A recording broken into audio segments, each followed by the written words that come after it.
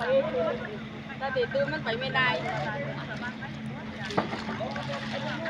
มันต้องไปหนาไม่ได้ระดับพวกมัน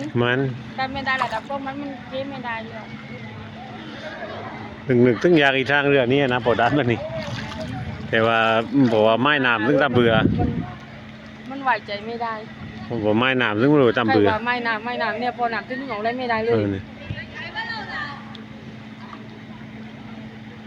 ปันหนีกับเป็นเส้นแบบปันหนูกับเป็นเส้นก็ไม่แต่ไรแต่เดี๋ยวความสะดวกไปเอาเนี่ยแต่ถ้าเป็นเราหนึ่งทีนึงปันหนีสะดวกว่าเรื่องดึงความอยู่แล้วมันได้หมดอันนี้ไม่ว่างๆก็ไปเก้เล่นดำอันได้นะมันดึงปันหนูมันเล่งความอยู่มันก็เล่งได้เดี๋ยวเต้นนะเน็ตไม่อันเลยนะเบอร์นี้ตู้นั้นน่ายืนลูกเกตนะครับ